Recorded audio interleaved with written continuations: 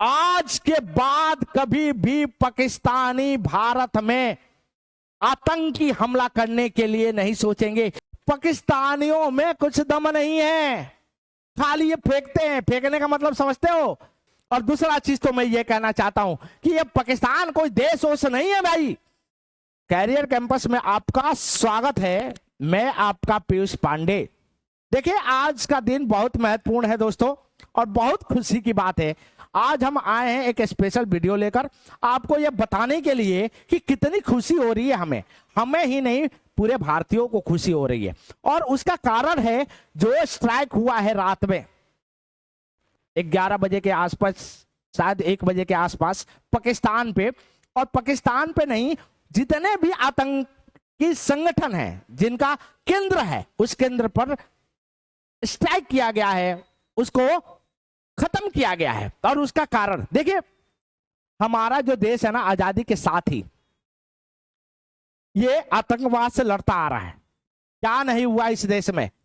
बम्बे धमाका हुआ, लड़ाई हुई तीन जिसमें जीते ही है। ऐसे अलग बात है कि पाकिस्तानी बुर्बक कहते हैं कि भैया हम जीते हैं, लेकिन इनको पागल, ये सब प्रोपेगेंडा वहां पर फैलाया जाता है पाकिस्तान में। अभी भी कह रहे हैं कि हमने 2-3 जेट को मार दिया है। भैया पागल हो क्या?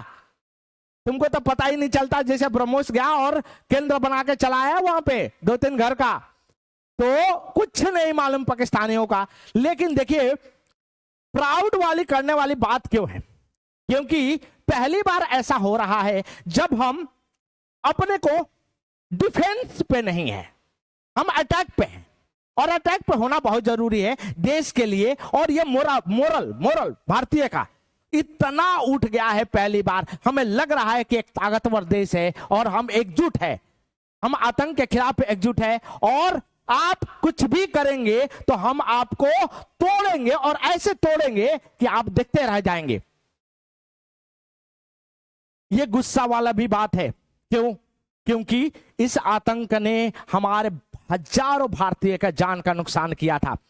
अब पहली बार आया है ऐसा कि मैं बता रहा हूं, आज के बाद कभी भी पाकिस्तानी भारत में आतंकी हमला करने के लिए नहीं सोचेंगे। ये ताबूत में आखिरी किल साबित होगा दोस्तों, आप लिख के रख लीजिए।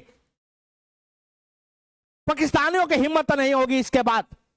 और इसी बात पे देखिए, एक लाइट मोड में हमें याद आ रहा है रामधारी सिंह दिनकर की कविता, और वो कविता कितनी खूबसूरत है। उससे पहले मैं आपको बता रहा हूं, ये फोटो मैंने लगाया है और इसीलिए लगाया है कि देखो 71 में 90,000 सैनिकों ने कैसे सरेंडर कर दिया था हम भारतीयों के आगे।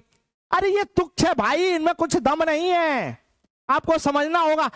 पाकिस्तानियों में कुछ दम नहीं है, खाली ये फेंकते हैं। फेंकने का मतलब समझते हो?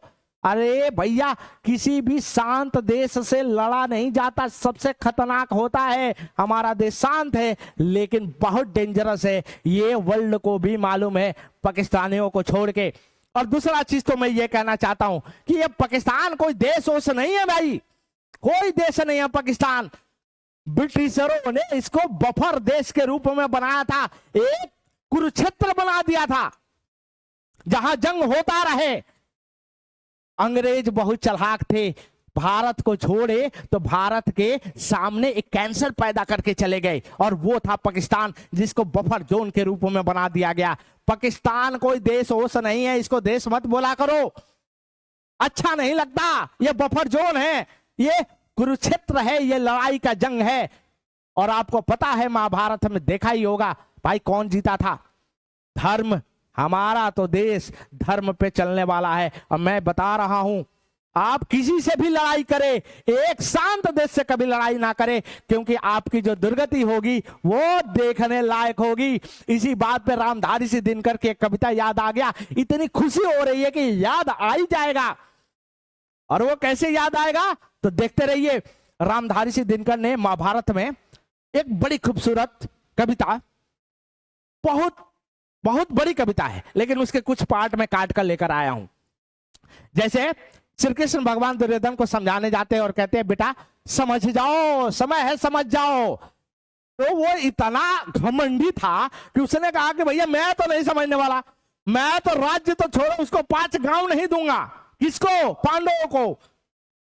तब श्री कृष्ण भगवान को लगा कि हा, ये घमंडी चुप नहीं रहने वाला है। देखो भाई, चाहते तो पूरा का पूरा युद्ध को ना विराम दे सकते थे श्री कृष्ण भगवान।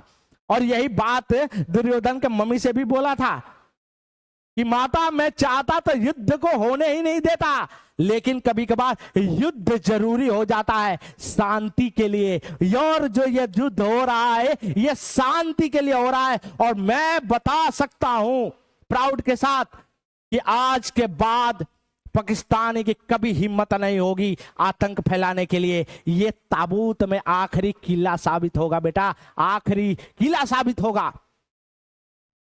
तो आते हैं थोड़ा सा, और वो क्या है, तो भैया श्री कृष्ण भगवान कहते हैं दुर्योधन से कि हित वचन नहीं तूने माना, हित वचन नहीं तूने माना, पड़ोसियों का मूल नहीं पहचाना, तोलो मैं अब आता हूं। थोड़ा सा मॉडिफाई किया है, तोलो मैं अब आता हूं, अंतिम संकल्प सुनाता हूं। याचना नहीं अब रण होगा, जीवन जय या मरण होगा। टकराएगी नक्षत्र निखर, बरसेगी भूपे बही प्रखर, फरसे सनाग सब डोलेगा, विकराल काल मुंह खोलेगा। हाँ हाँ पाकिस्तानियों, ऐसा रण होगा फिर कभी नहीं जैसा होगा। ये बात का संकेत है कि हमारा देश स्ट्रांग है, समृद्ध है और ताकतवर है। यदि किसी को थोड़ा सा भी शक है तो वो शक को दूर कर ले, बहुत ही ताकतवर है हमारा देश। कोई भी देश इससे टकराने की कोशिश नहीं करेगा, आर्थिक रूप में या आपके सैनिक रूप में। और प्राउड है। जय हिंद, जय भारत। मजा आ गया।